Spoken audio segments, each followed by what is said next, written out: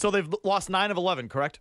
Yeah. Yes. They've fallen to third place in the East, 3 games out of first. Yep. This was quick. It's just it felt like a couple days ago they were 20-8, whatever it was. And so my question to you, Anthony, is this. I think a lot of people have said this is a market correction, and I've agreed with it. Hot April, cool off in May, then we see what they are. But now it's getting to the point where I wonder, at one point, does a market correction become a legitimate season-affecting kind of slump or slide?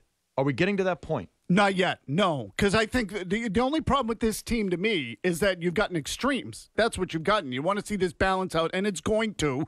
Because as bad as they've played in the last couple of weeks, and it's 10 out of 14 or whatever the hell it is that they've lost, they're not that bad. But they also weren't 20-8 good. So I think you're just getting the pendulum swinging back. I do think it is a correction, if that's what you want to call it. Because let's just look, my long-term opinion of them has not changed.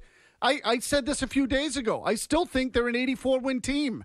And I think that's going to bear itself out. Now, there's a couple things I look at and say, if they don't change, they'll be worse. And one of them is Middlebrooks. Because the offense, Mike, they're now 6th in the league in runs per game, okay? And so you're pretty close to the middle of the pack there now.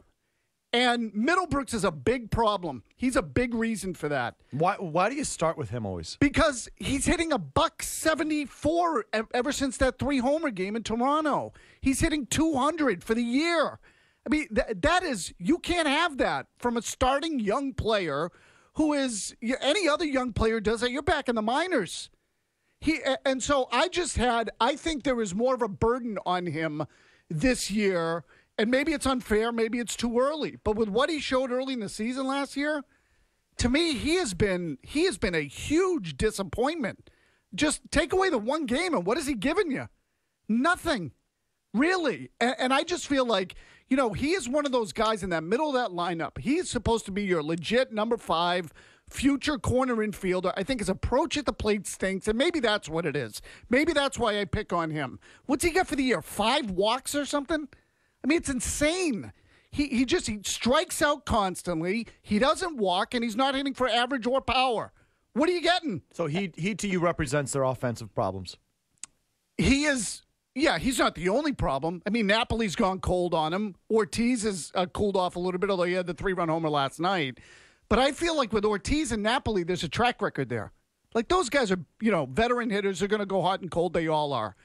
Middlebrooks, I'm starting to worry about, like, what do we really have here? What is this kid going to be in the big leagues every day? Because last year it looked pretty good, but I just think he's an easy out. If you pitch him right, he's an easy out. How about David Ortiz? He's got a strained oblique, Mazz. How do you feel about that? Yeah, look, I don't know if you guys saw some of the comments he made in the last couple of days or not. People are trying to equate some of the difficulties he has had with the Shaughnessy column, and now it's the oblique. And my question is, if it's not the Shaughnessy column, what are you still even talking about it for? Like, this was a week ago now, and he's still talking about the Shaughnessy column. And then he goes cold and, well, it's because of my oblique. Does he ever just go 0 for 15 because that's how the game works? Or is it there's always something to blame for it? It is May 15th. Just want to put that out there. May 15th, I knew an injury of some sort would pop up. Here it is, oblique. Did you predict May 15th? Yeah, that was my date that I kept throwing out there. That by May 15th, he'd be hurt. And here's May 15th. I couldn't believe it when I read it this morning. I'm like, today is the 15th. Beetle was like, yes. It was like Big Jim Murray when the Bergeron goal went in. But I felt like Beetle on Ortiz. I did. I looked at it and said, he's not going to make the Yeah! Yeah, mother! Yeah! Yeah! Yeah! Woo! That was Beetle. There it is. Ortiz is hurt. Yes! So wow, holy, I want to, holy, wow, huh? I just don't want to hear the excuses with Ortiz. That's all. I don't want to hear. I'm tired of that. And I think everybody's tired of that. It's like, over the last couple of years, it's all they've had, Mike. Well, how is this going to change with him at this juncture? Well, I don't think it is. I almost kind of wish he would just, it's not. I mean, it's who he is. But this is why he gets on your nerves. The Ortiz thing, as it relates to Shaughnessy, I gave him a couple days to respond and defend himself and get it off his chest. I had no problem with that night when he tweeted 27 game hit streak is by the wayside. I'm sure Dan Shaughnessy's happy. I had no problem with that whatsoever.